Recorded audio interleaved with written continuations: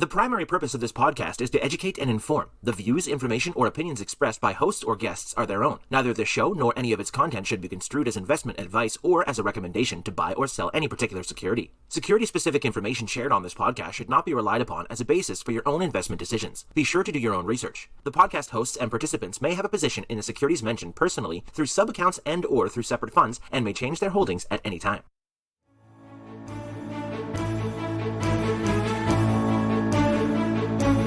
Welcome to This Week in Intelligent Investing, where we examine timely and timeless investing topics to help you become a better investor. Enjoy authentic, unscripted discussion featuring Phil Ordway, Elliot Turner, and other thought-leading investors, brought to you by MOI Global. And now, here's your host, John Mihaljevic.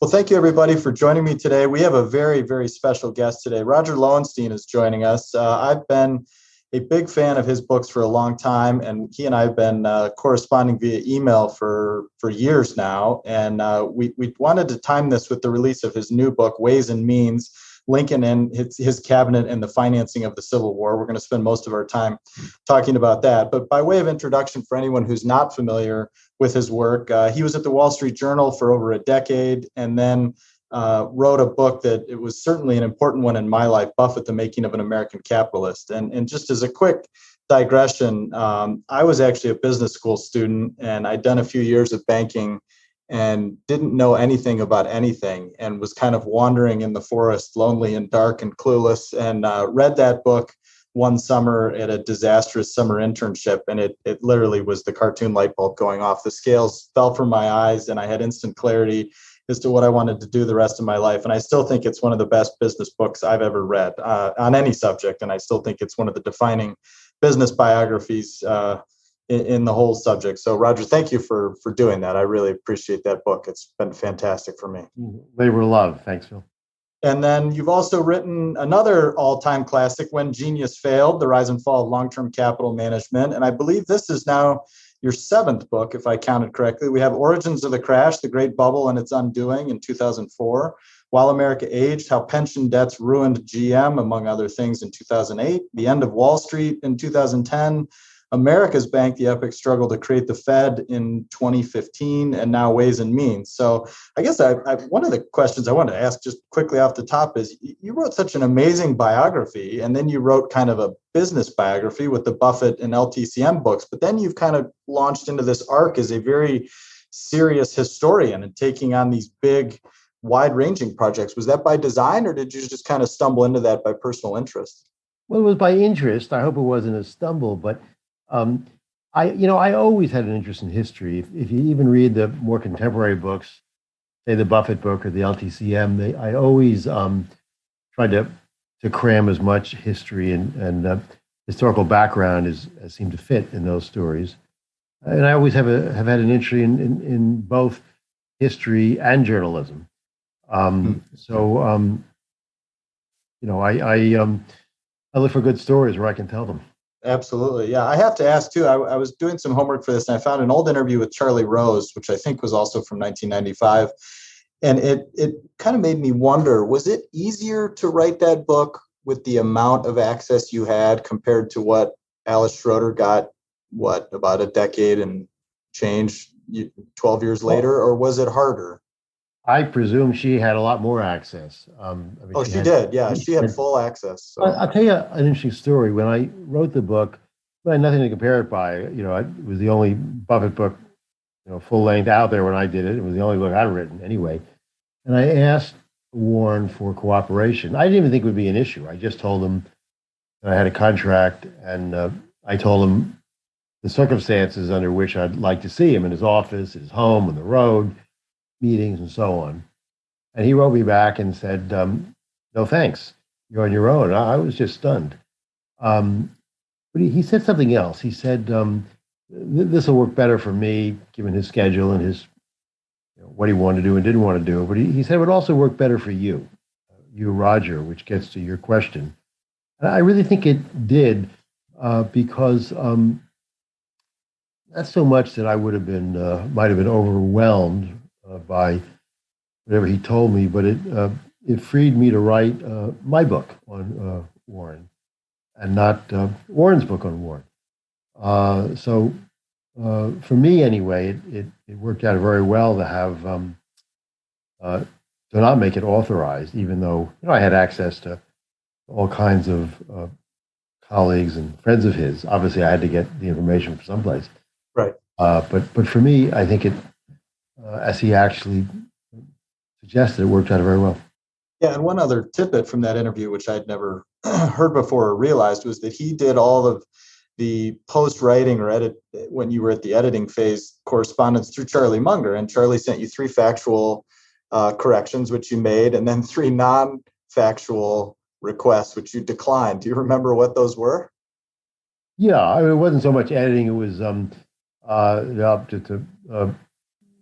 touch an author's sensitivity, but yeah. In return for permission to quote from his letters, his personal letters. Oh, I see. Charlie asked if they could review the manuscript or read the manuscript with no rights, and I said okay, sure. And then he immediately gave permission, and then it was just on me to respond however I chose to whatever their comments were. Remember that one, I think, this is going back, the editing probably would have been in 94, so you're talking 28 years, so don't hold me to any of this, but sure. I seem to remember that when they bought Coke, I had some way of comparing the value of Coke, the amount that they put into Coke, to the value of the corporation then. And I hyped it up a bit in Charlie's view that, I said they were, he was gambling whatever percent. And he said if you really looked at it, whatever way that looked at it, obviously it was a big bet, but it wasn't quite as much of a gamble as I'd suggested. So I changed that. The others. One was about a description of an intimate in Warren's life, and that one I did not change. It was just how I saw it, and Charlie said they'd rather not see that described that way, and I didn't change that. I none of these things were of great, they weren't of great consequence. A huge moment, or just a fascinating footnote to a fantastic book. Like I said, I still give that book to anyone who comes to me and says, hey, I'd love to learn about business or investing, or what's this Warren Buffett fellow up to, or anything like that. I hand it out at the first chance I get. So if there's anyone out there, and I doubt there's a single listener of this podcast that hasn't read that book, but if by chance there's one, I would highly, highly recommend it. So on that note, I'll move on to your new book, Ways and Means About the Civil War. And I have to admit, I wasn't a history major. I love history. I'm not a history buff, but I've read several books about the Civil War, and in reading some of the reviews about this book from actual Civil War scholars, I think it's true that this is actually kind of a novel take on the Civil War. And in having read the book, it's fascinating to me. So for anyone who's unfamiliar, as I was, when the Civil War, when Lincoln was elected and when the Civil War began, we had no ability, the government of the United States had no ability to raise taxes, had no ability to borrow. There was no federal bank. It had been dismantled. There was no federal currency. It was required to deal in gold and silver. And, paper money was referred to as a blasphemy at that time. There was no such thing as legal tender. There were just bank IOUs issued by dozens or hundreds of individual banks, and merchants and private citizens could decide to accept them or not. So it's quite fascinating that's where we started. And so I view this book kind of as the ultimate counterfactual. In other words, that without this financing of the Civil War, the South very well might have won. They've even said, you quoted a couple people in the book as basically saying that they didn't lose the war on the battlefields, they lost the war in the Treasury. Is that a fair takeaway from the book? I think that's. I think it is a fair takeaway. The South was, they were gutsy. They were willing to shed their blood, which they did in copious amounts on the battlefield. They certainly frustrated the North for well into the war. They They kept surprising the North. They made these incursions into Maryland and Pennsylvania, which really scared the jeepers out of the North.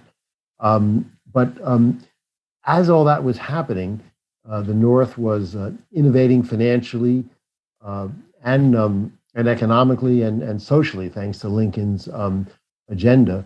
I mean, everything from the things you mentioned, taxes, a currency, a new banking system, to things like a land grant college act, sending it, permitting everyone to go to college at a time when it was unheard of, to the Transcontinental Railroad. They were creating a modern state and actually prospering.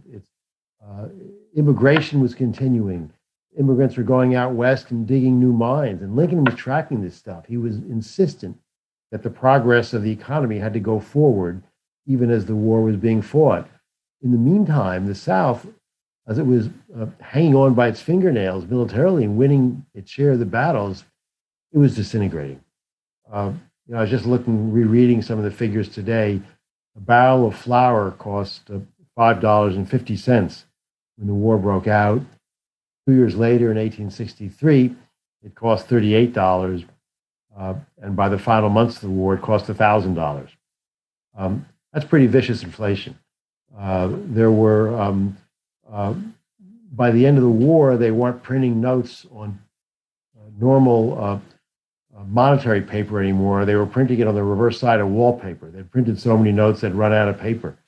There were the Richmond papers talked of seeing as a common sight black slaves toting wheelbarrows full of notes, fresh from the stamping press. It became their leading industry.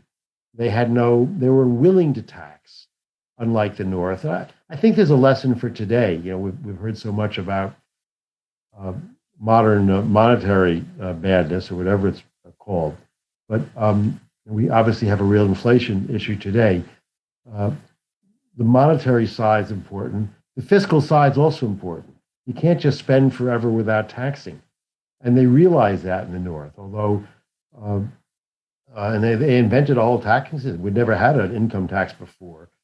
We never had any kind of internal taxes. It was all on the tariff.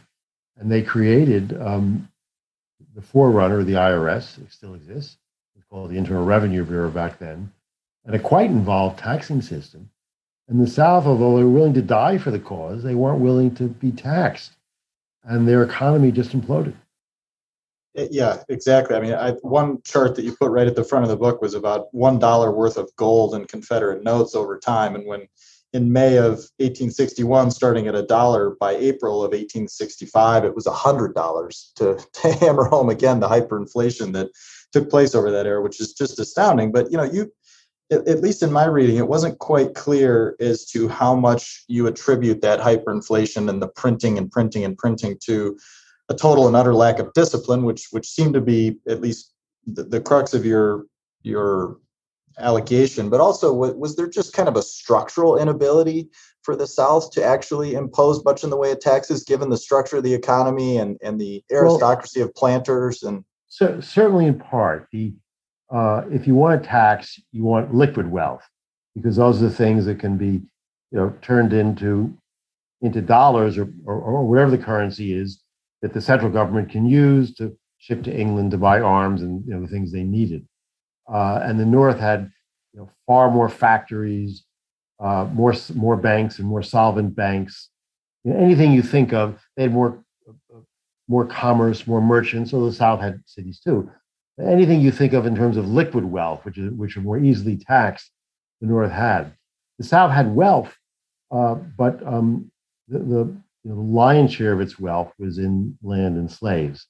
Now, they could have taxed. This whole thing was set up for the wealthy planters. They seceded because the planters felt threatened. They felt that slavery was threatened. Only a quarter of the Southern population had slaves. And the whole thing, the Confederacy, was in their interest, but they were unwilling to be taxed. They were willing to have land and slaves taxed. They basically were unwilling to pay any sort of tax.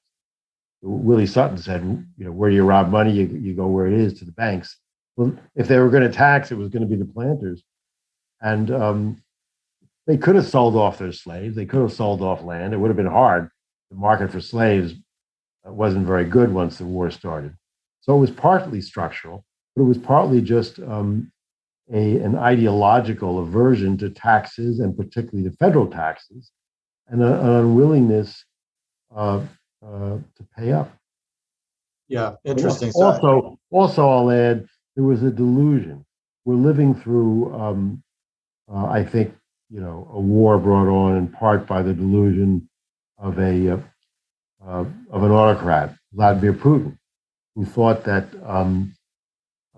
his control over energy would allow him to, in effect, walk over the NATO powers or not face any resistance from them. The South had that same sort of delusion. They went around before the war saying cotton is king, as a verbatim quote. No one dares lay a hand on us. They thought that they produced 3/4 of the world's cotton. Cotton was the energy of the 19th century. It was the engine of the Industrial Revolution. A million people or so depended on cotton for their employment in the mill towns of New England, and also of Lancashire, and also in the mill districts of France. And they really thought that this granted them immunity, and this kind of delusional thinking ultimately trapped them in a war that they had no business of being in. Yeah, I'm glad you brought that up, because you wrote an essay about that on your Substack, which I, of course, would recommend everyone look up and subscribe to, about the parallels between cotton in the South during the Civil War and oil and the conflict in Russia today. But, so the inflation issue we've kind of covered, and you warned pretty clearly that, that was, there are parallels and lessons to be learned there today. But another big theme of the book is that, this was a fight about the definition of money. And it was quite fascinating to read the debates and the pushback that various people had about the concept of issuing legal tender out of the United States and out of the United States central government, and the pushback on moral terms, that it was some sort of moral issue, moral failing, that it was just beyond the imagination. And you wrote several times that it was basically a fight about the definition of money. And so the modern parallel there that jumped out to me was about, some of the stuff we're seeing today in crypto and cryptocurrencies that are being traded. And I keep coming back over and over again that a monetary union, as the glue of the United States in the Civil War and really ever since, is still a key issue. But, it was beyond the scope of the book, but I'm wondering what your thoughts are about crypto as a parallel. So the moral issue, at the end of the first year, during the first year, 1861, the Union relied on borrowing the private bank's gold. The banks didn't want to give up their gold, lend it. They wanted to lend paper, but Salmon Chase, the Treasury Secretary, didn't. He was a Jacksonian. He was a stickler for coin, and after they lent, just as a side, they lent the first $50 million. They had a celebratory dinner. And at the dinner, the lead banker said, "Mr. Secretary, you got your $50 million. We think that should quite suffice to fight the war." Well, he ended up spending it 60 times over. And needless to say, the banks, they couldn't fight the war on gold anymore because that basically exhausted the banks. So in the beginning of 1862, the Union was facing bankruptcy. They didn't have anything to pay the troops with or their contractors. And a congressman proposed legal tender, which would be paper that would have the legal status of money. Now, there were notes circulating, hundreds and hundreds, as you alluded to. Private banks circulated IOUs, and in a free market, people could take them or not. And what tended to happen was the notes of the best financed Eastern banks, New York, Philly, Boston, were valued at close to par. And the further you got from them, the dicier they got. And as you traveled out of state, you had to take a haircut. That was the financial system or non-system. But these notes were going to be different. They were going to be legal tender, worth par. And there was quite a profound debate in the Congress, even among Republicans who basically supported the Lincoln agenda. Many of them were really viscerally and morally opposed to calling, as one said, Samuel Fessenden, the chair of the Senate Finance Committee, the most powerful financial a legislator in the Congress said, I oppose making anything other than gold or silver a legal tender. Others said it shocked all their notions. The idea that you could, that people who had borrowed in gold would be able to pay it back in paper seemed to them to be a perversion. And they also worried greatly that foreign nations would downgrade us in their estimation and, of course, in their trade. That precious metals were the international standard. In fact, one banker who later became Treasury Secretary said that God Almighty had put gold and silver in the earth to give human beings a standard of value. So this is something they took very seriously, and I think, at least the North, and it's to their credit, because although they did put out this money and it was quite successful, people accepted it, they had to accept it, but they really liked it, and they called them Lincoln dollars as a term of affection, but they were careful to limit the amount of greenbacks of this paper. And then the way they were able to do it was because they relied on taxes for much more, and that made up much more of their revenue. And the taxes enabled them to borrow even more, because obviously a government with tax revenue has more credibility and therefore credit than a government with no revenue. You asked about crypto.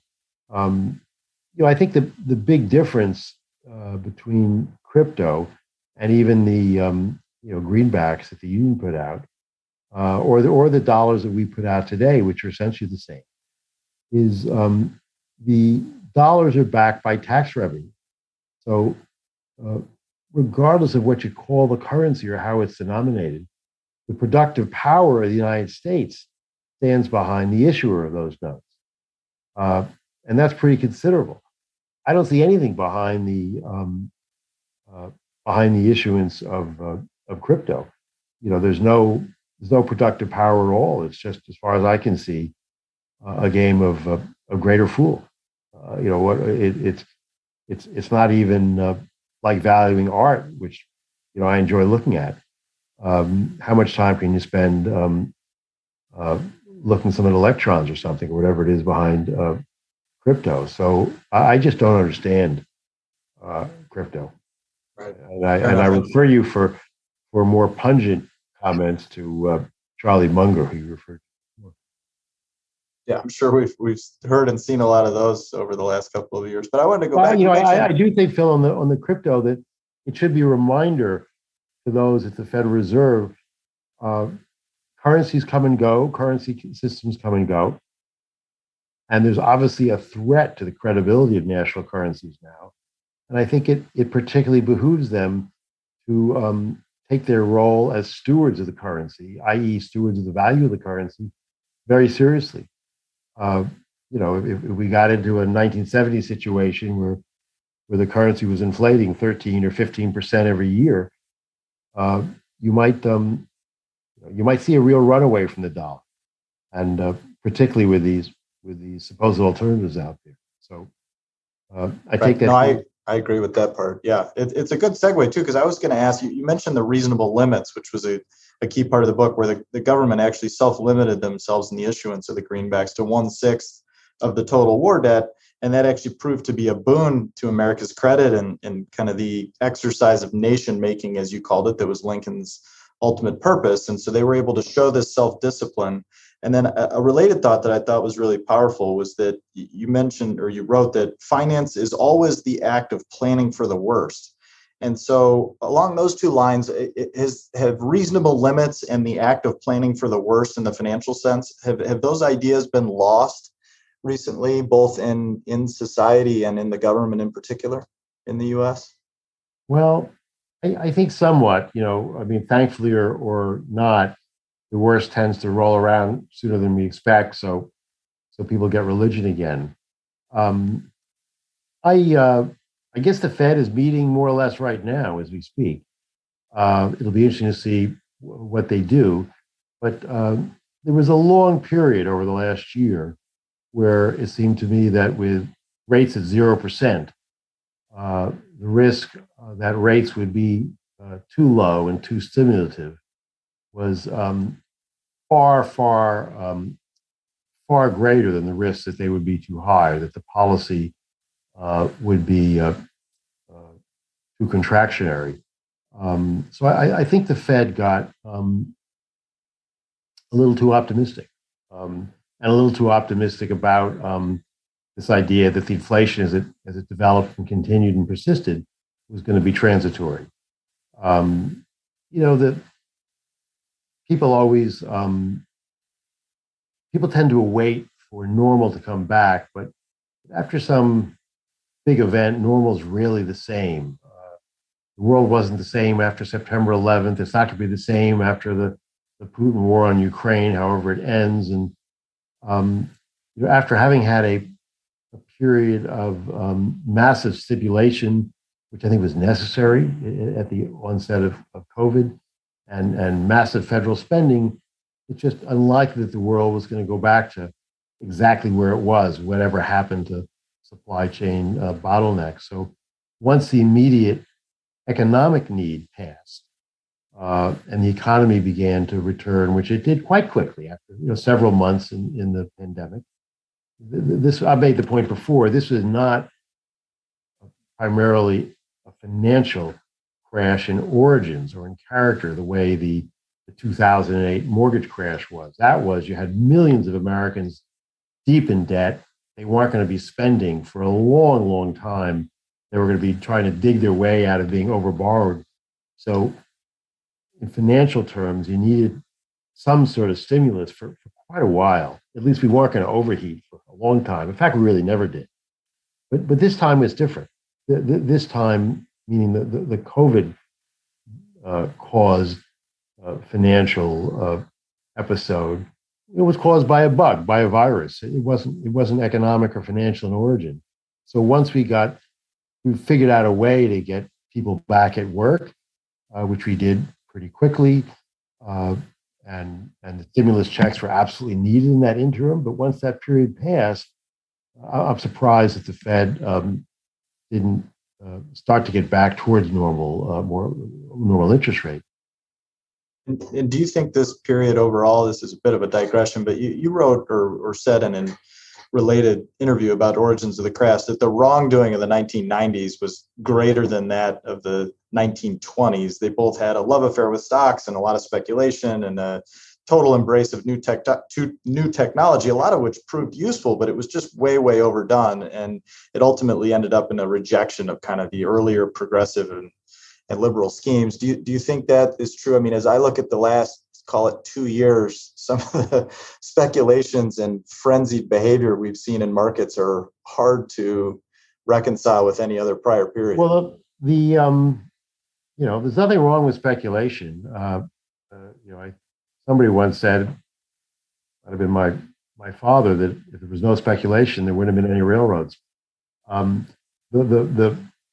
That's not to say that the government should encourage it or reward it, but it's a human, it flows from the human spirit. The wrongdoing I was referring to in that book about 2000 and the early 2000s, if I remember correctly, was the criminal wrongdoing, were the games and worse that companies like Enron and MCI WorldCom, and although they didn't get indicted, Lucent and Xerox and Rite Aid and quite a few more were playing, under the tutelage of the also unindicted managers at places like General Electric, where so-called managing your earnings became actually admired, and a terrible phrase, managing your earnings. How about just reporting your earnings? None other than George Bush, the president, said that finally had to say the business pages of American newspapers shouldn't look like a scandal sheet, which is exactly what they'd become. And I think that, to me, that era should be most, I guess, because the dot-com bubble has become, synonymous with the bubble of our age, and it's sort of the tulip bubble of our time. And companies like Pets.com, are fun to remember and talk about. We've lost sight of absolutely how irresponsible corporate America and their accountants, remember Arthur Andersen, and many of their lawyers, and other handholders and enablers were. And that's the wrongdoing I was referring to. You've had some of that this time around. Obviously, you had Theranos, which was a criminal enterprise. But I don't think you've had it in the same degree by any means. I think part of the reason, we passed a very good reform. It's not always spoken of so highly, but the Sarbanes-Oxley law was very good, and it had a clause that every CEO and CFO is to sign off on the accuracy of the financial statements. And I think since then, CEOs have been less likely to play games with the numbers overtly and in ways that would land them at the big house. I think that's going to change for the better. Interesting. And speaking of playing games and dealing with authority, another thing, going back to the Ways and Means book, is it strikes me that our agrarian roots are probably responsible for a lot of this, but America's distrust of centralized power and distrust of big government goes back right to the founding, right? And it was a key part of the South's, attitude and then financing or failure to finance itself during the Civil War. Do you agree with that, Reed? And what does that imply for the fights that we're having today about how to handle ourselves in Washington?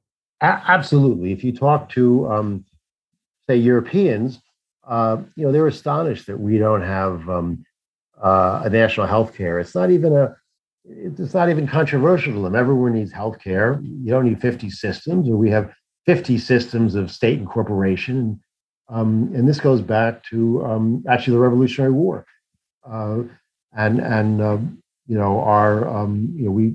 We gained our political independence by rebelling against the central power, the English king, and the original political framework was designed to avoid anything central, the Articles of Confederation. When they first, during the Civil War, when they realized they needed a real tax base and proposed a real tax system with bite, some of them wanted to leave collection to the states, which, by the way, the individual states, which is what the South did, and none of them collected the meager taxes that they had. But Thaddeus Stevens, who was a very cutting and sarcastic and rather brilliant representative, pointed out that, as he said, it was because of this original defect, the lack of a central taxing power, that the Articles of Confederation were ditched and the Constitution was framed, the Constitution that they were then fighting to defend. He said, we need because at that time, the federal government was at the mercy financially of the states.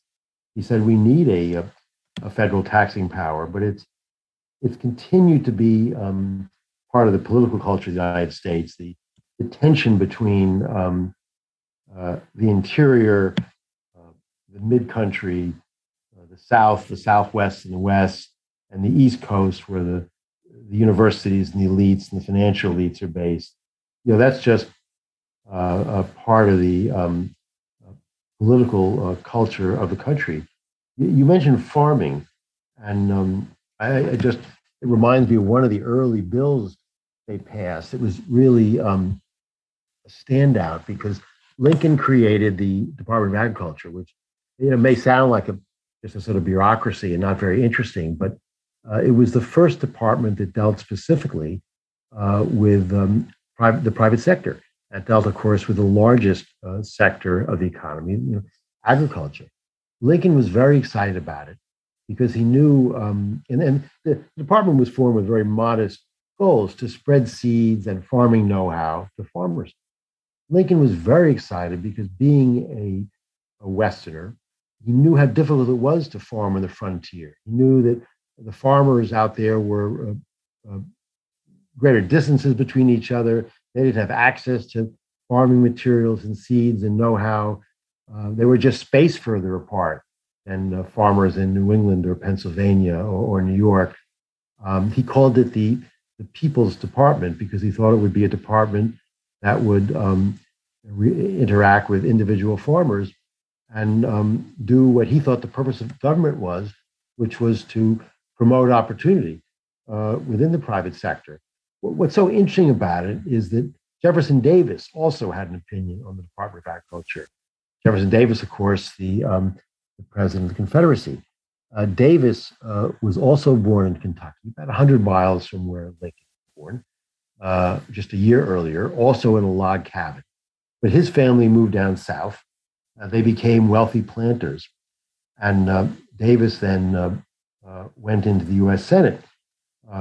His brother, by the way, started him out in farming by giving him a cotton plantation. So when the idea of a Department of Agriculture first began to kick around in the late 1850s, shortly before the war, Davis, as senator from Mississippi, helped to squelch it. And what he said was, agriculture needs no teaching by Congress. Well, that was true if your brother had given you a free cotton plantation. And that was the idea of the South. They didn't want any sort of government that they, the wealthy planters, didn't need. Partly because they didn't want a federal government that would perhaps gain the power to emancipate the slaves, but also very much because they were afraid of raising the expectations of the poor whites who were the majority.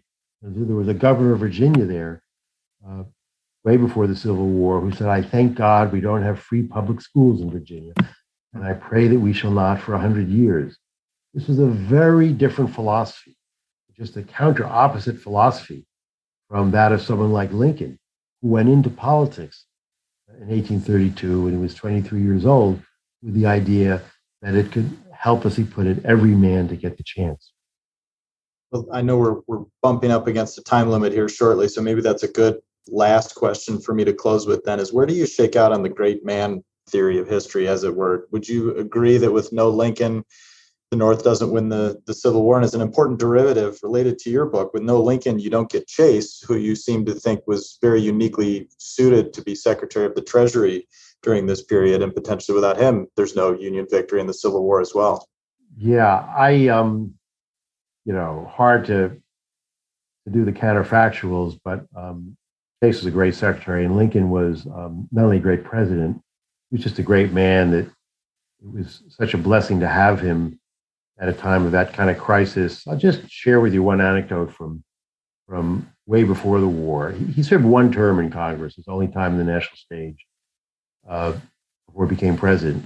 In 1947, he was a not important legislator in the Congress, representing, of course, Illinois. And he proposed an infrastructure bill. Infrastructure was very important to Lincoln. Roads, canals, later railroads. And this is a bill this was that type of bill. A Democrat on the other side simply excoriated it. He cut it up. This is the worst bill ever. How dare Lincoln propose it, and so on and so on. And when he was finished, Lincoln didn't defend the bill or himself. He just said, so modestly, he said, most things, especially of government policy, aren't all good or all evil. Most are a compound of good and evil. We're just looking for things with more good in them than evil. That type of humility and stoicism and patience and wisdom doesn't come around very often. We're lucky to have him then. Sure. Well, listen, Roger, I want to thank you for coming on and sharing your time with us here. I've been looking forward to this conversation for a long time. In full disclosure, I'm just an unabashed fan of your work. I bought this book with my own money. I've spent hundreds of dollars buying your books for anyone that would take the time to read them. So congratulations again on this, and thank you for joining us. Phil, it's been a pleasure talking to you as always. Thanks again. Take care. Thank you for listening to This Week in Intelligent Investing, brought to you exclusively by MOI Global, the research-driven membership organization. Learn more at moiglobal.com.